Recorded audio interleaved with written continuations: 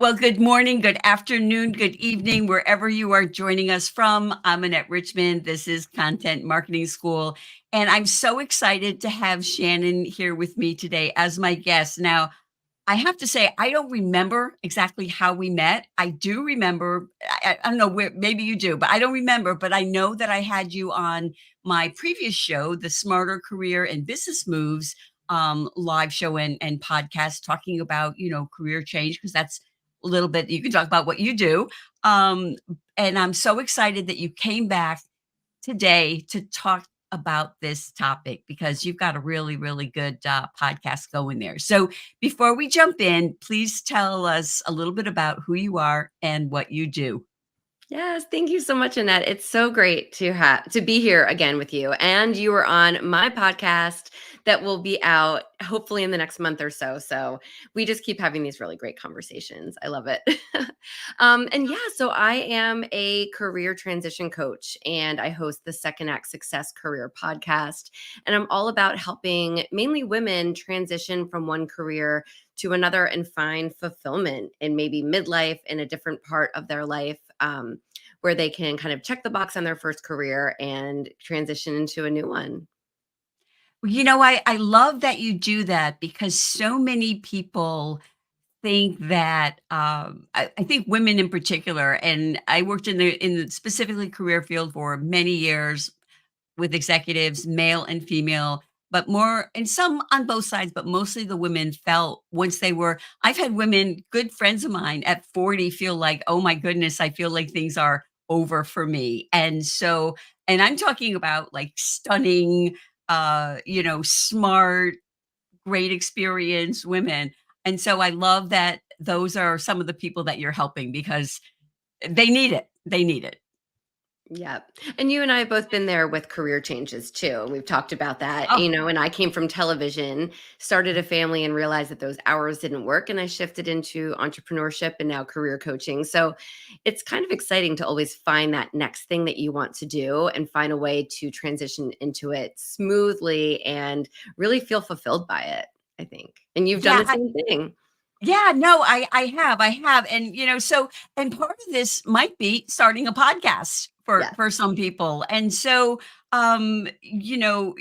you have a great podcast. This is my second podcast. I'm just sort of, getting going now with the second one, but why did you start your podcast? And kind of, if you can tell us a little bit about how you came up with, like, the slant, the topic, et cetera, for your podcast, because I'm sure people will be able to learn from that. Yeah, so it really came about super organically. As I mentioned, I left television and I started a franchise business. And a lot of my customers would say, "How did you go from that to this?" Because it was such an extreme change. Mhm. And I started thinking about career changes and I started having friends and even some customers of mine ask me if I could help them transition careers, because where I am in New Jersey, it's about a 90-minute commute. And a lot of people don't want to do that long commute once they have children into Manhattan. And so I started thinking about it. I was coaching friends on the side, just helping them figure out what else they could do. And I said, you know what? I am obsessed with podcasts. I listen to a lot of Amy Porterfield, Marie Forleo, all the big women entrepreneurs. And I decided I'm going to launch my own. I'm going to take that television producer background and start a podcast. And it's going to be about career transitions because this is what I get asked about a lot. And that's how I started it. I actually started the podcast before I began coaching, like officially coaching. So I started it. I just came up with the name Second Act Success, kind of playing on TV, Mhm. and made a logo myself. And later hired a branding company to help me tweak it. But yeah, I just started interviewing people. I interviewed friends who had made a career transition and started reaching out further along in my network. And I wanted to inspire people by hearing other people's stories on how they made the change. And then eventually, as I started coaching, I started doing solo episodes and moving on from there.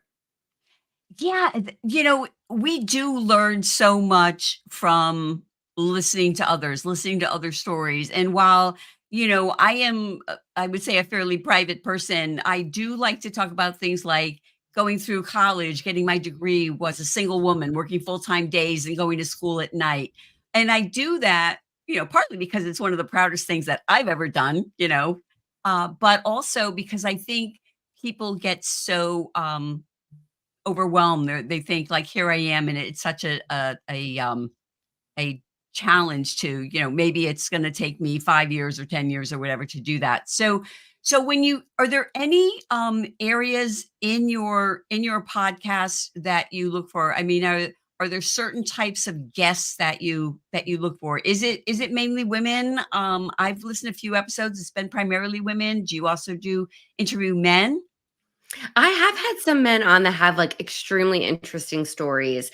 I also have interviewed some men on different topics like franchising or more specific topics. I actually had he's a friend of mine locally, and he talks about going from being homeless to now becoming a photographer and photographing his beautiful community where he once lived on the streets, and now he photographs the beauty in the area. And I just found that to be such an inspiring story, and so I had him on the show.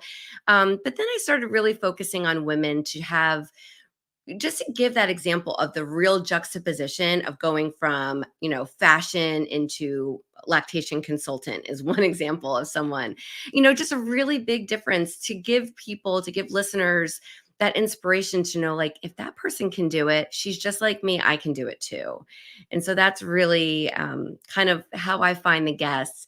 Sometimes people come to me and pitch me, friends of theirs, and I really just want to find stories that inspire and that seem like they are doable, right? Like Mhm, that, mhm. okay, well, I think I could do that. And it's been just hearing the feedback has been incredible.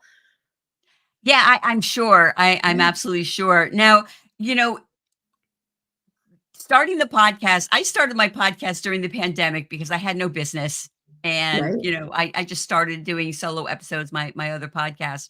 But, and since then, when I started this podcast, I learned different things, like you mentioned, doing solo episodes and things like that.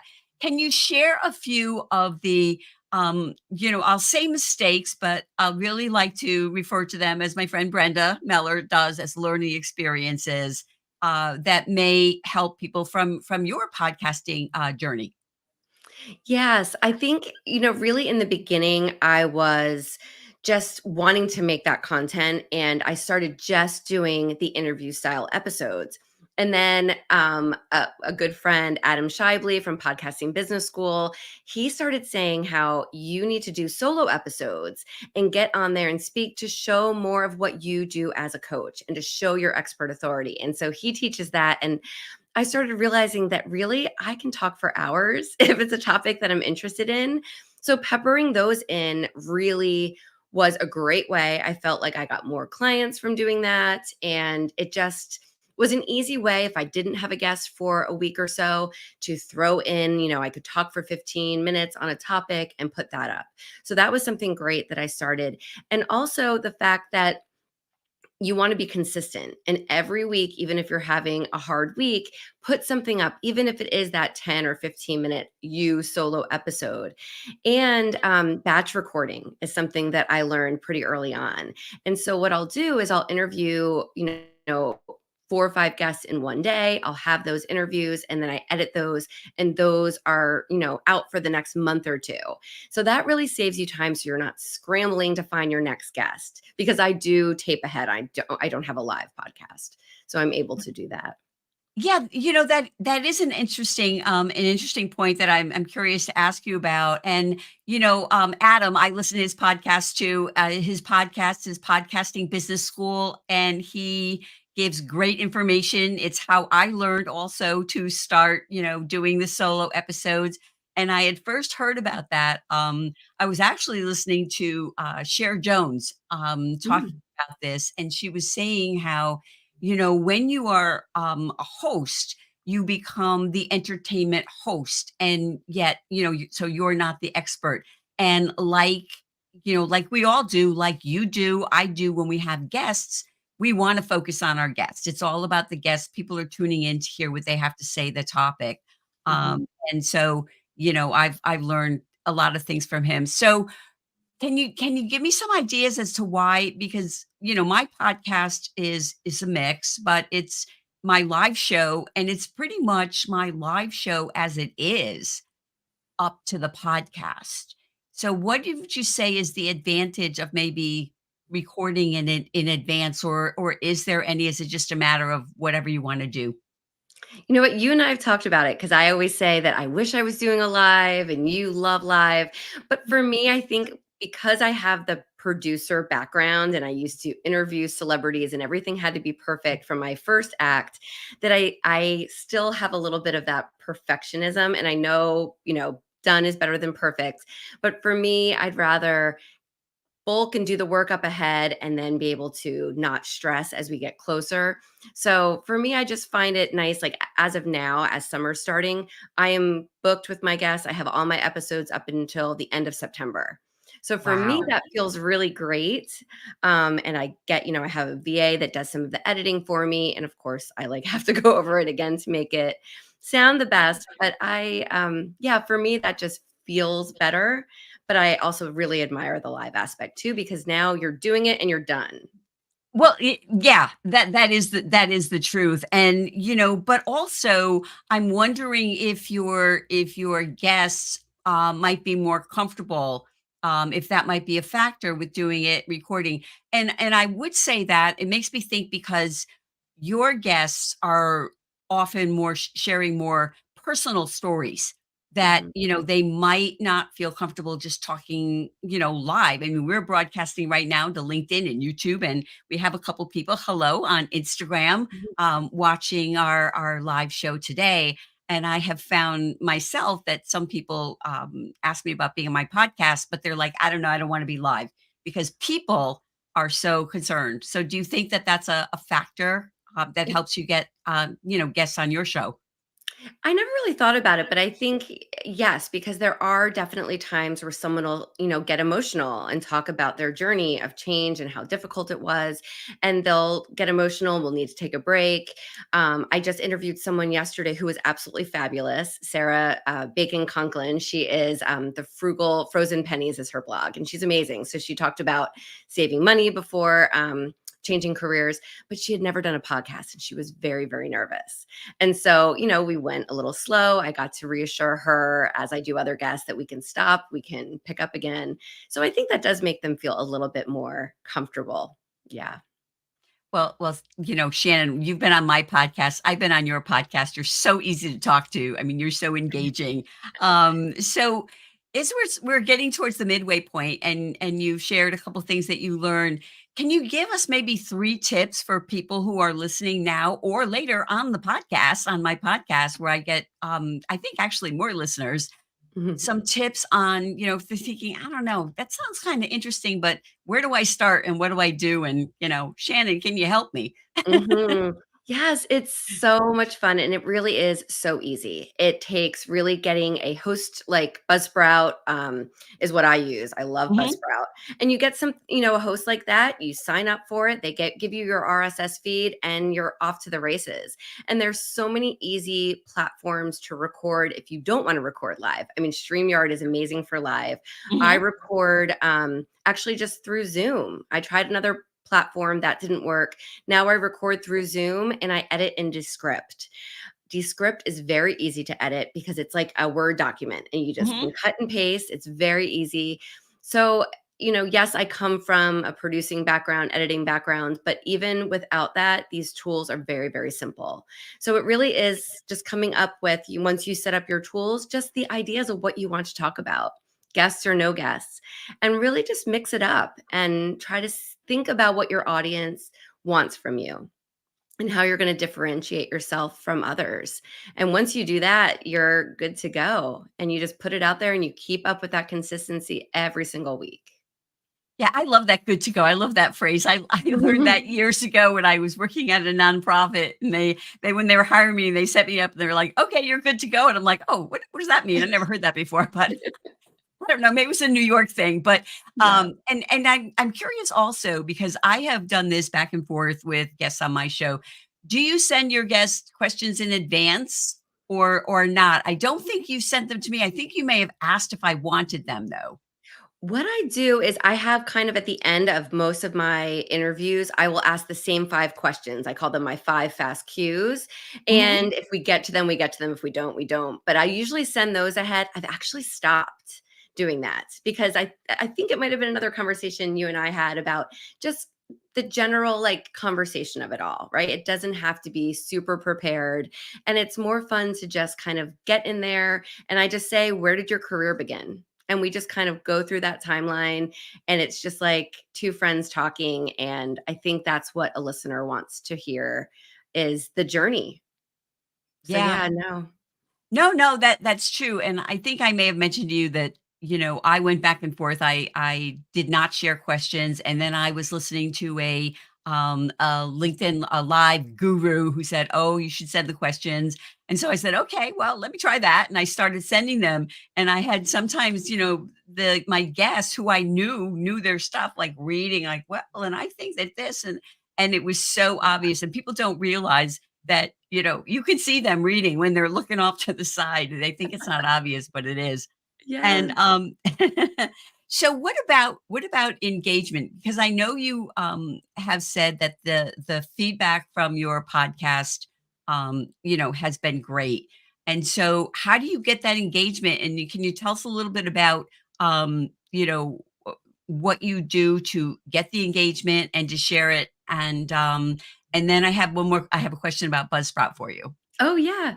So, yeah, I promote on pretty much all of the social medias. Usually, I'll make like 1 or 2 posts per episode, maybe 3, and I post it on Instagram, Facebook, TikTok, LinkedIn, um, Pinterest sometimes as well. I'll put it on there. And I just put it out there. I've learned that the first 72 hours are really great for engagement. So you want to really post during that time.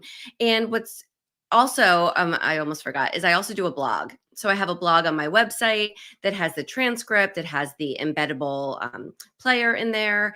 And if it's a topic that can be expanded upon, like I'll do a separate blog that week as well that just dives into it more.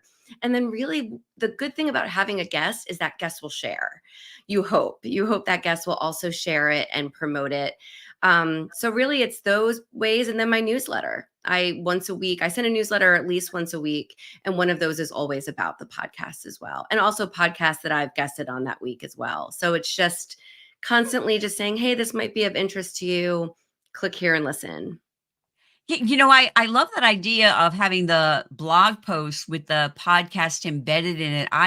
I've been doing that too because I learned that from Adam, the idea of the first 72 hours, you got to Yes. get that podcast out there. And so I try to publish twice a week, one solo and one interview, and I've been trying to, push them out in my newsletter as well. But I'm also curious because I have heard, and perhaps you can shed some light on this, that if someone hears your about talking about your podcast, that they're more likely to just go to the platform that they listen on and look for your podcast rather than click on the link. And do you find so but it makes it kind of hard to try to, see the downloads, I think. It is. And I know exactly what you mean. So when I tell people to go, I usually say secondactsuccess.co/147, whatever the episode number is. And that will bring you to the blog page. But sometimes I will just say, go to the, website /podcast. And on my podcast page of my website, I have every player, most of the players. So then hopefully if someone gets there, they can not only see some embedded, but they can click on Apple Podcasts or click on Spotify and bring it up on their player of choice. Because you're right, it's hard. And it's also hard when you're driving or cleaning or doing something and you don't have access to click on that link when you're listening to something. Mhm. Leaves your head. But I think as long as you can have it as your website /podcast, or you always have it in your link in bio and, on all of the socials, that's kind of the best you can do. Or just say, search this title name in your podcast player that you love.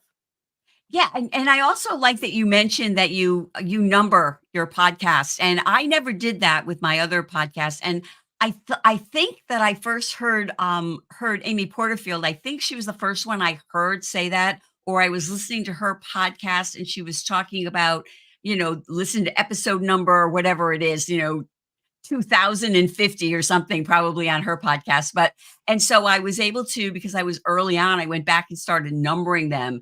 And that way, and I'm just remembering now, I forgot to include the number in my newsletter today, but I will put that in there. If I'm talking about the podcast, I will say this is episode number, whatever. And that allows people to go to it and look for it.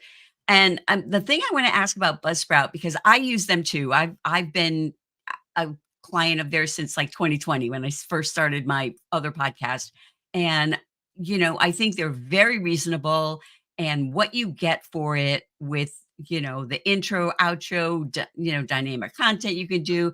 But one of the things that I think also that I love about it, and I'm guessing you do too, is the fact they make it really easy to be on kind of every podcast platform. Now, I know I have friends who are on like a free platform, but they're on maybe, Spotify and Apple and like maybe 3 platforms. Yeah. And, for the relatively inexpensive price, I think it's much better to be out there. The idea that you have the same content going further for a minimal amount.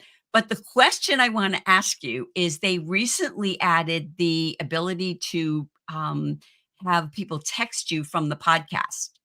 And so I'd like to know, have you started using that? And if so, because what has been your experience? Okay, that's so funny that you bring that up because I've been wanting to talk to someone about that because yes, I added that in. Mhm. And then as I would go and look back at my page, I thought it looked weird. So I don't know. And I wasn't seeing it on other people's podcasts. So I took it off just this week or last week, actually. But I don't know. What is your experience? Have you tried it? I just added it myself. And for people that are wondering what we're Yeah. talking about, if you're looking at a podcast, you may see something, and I've seen it on other podcasts. I Yeah. just added it to mine, that at the top of the show notes, you will see a little line, because I think a lot of people, I think Buzzsprout is one of the most popular Mhm. platforms for podcasts. It will say text us, click here to text or something like that. And you can see it's a hyperlink. And when you click on that, you can send a message to the podcast. So I haven't, I just put it up there, and I don't think I get the one-on-one engagement that you do. I think your podcast is kind of bigger and broader and more engagement than mine, at least at this point. I know it is. I know it is. But I'm new with this content marketing school. No. So Well, I hadn't had it. I didn't have anyone text, and I was just wondering if it looked odd. So maybe I'll put it back up again. Who knows? Because you want to have an easy way to hear from your listeners, and having them go leave a review is nice, but it's not always the feedback exactly that you need. So that maybe I'll try it again. So we have chatted a lot, and the time has flown by. We are getting near to the end, and I want to go over to your LinkedIn profile, and I'm just pulling that up now. I'm going to share my screen and share your profile. But I'd like to I always ask my guests, I only have one question. We've talked about a lot, but what are your you have some final thoughts, something you'd like to share, whatever you think would be relevant and helpful. Um, just go for that. And I'm going to just share your profile while you're chatting. Yeah, one thing I did want to bring up is something that I do, which is live coaching sessions on the podcast. And I had heard that from, I think it was our friend Adam again, about doing that. And I've done a couple on the podcast where someone comes on and we do live interactive coaching absolutely for free. And they get that free coaching, and other people at home get to hear really what you do for your clients. And I suggest that for anyone who's thinking of starting a podcast as well, because to be able to give your listeners just yet another type of content from your show, it's just exciting, and they get to maybe learn from how you're coaching someone else, or if you do marketing, or you do interior design, whatever it might be, and you're coaching someone else on your show and you're giving those tips, it just added value. So that's just another fun idea for a podcast episode. No, I love that. I love that too. So I'm actually we're on your, as you can see, we're on your LinkedIn profile right now. And I know that you do share information. Oh, here you are. You're going to be on my podcast today. You do share a lot of information. How do people would they go to your website if they're interested in, I mean, obviously your podcast is Second Act Success. Success, Yes. and that's on everywhere, all the podcast platforms. Mhm. And if someone is interested in sort of being part of one of those online coaching, how would they find that? Yep, they can DM me on LinkedIn, or actually, if you go to secondactsuccess.co/podcast, you'll see a Hmm. little button where you can apply. And then we just set up a time and we have a quick 30-minute coaching session live on the show. Not live, I'm sorry, recorded on the show. I'm in the live frame of mind with you. But yeah, it's Yeah. it's really fun and it's great. And if you do, sometimes I get clients or guests that want to keep that anonymity, and we can do, just an audio, use a different name if because you're working somewhere and you don't want them to know that you're looking for another opportunity. We can do So, that too. so do you have that sort of voice garbling behind the screen? Right, exactly. Yeah, see, I love that, and I think, with the topic of your show, and I think that it really can, be helpful to people to have it not be live. I know that, I've had people, as I said, contact me, um, like, I'm sure you get this also, you get podcast, um booking companies contact you. Here's the last most recent one I got was some guy, and I'm content marketing school, and the guy is like a CFO, who's going to talk about financial services, and I'm like, nah, I don't think so. Try looking first. But but All the but I time.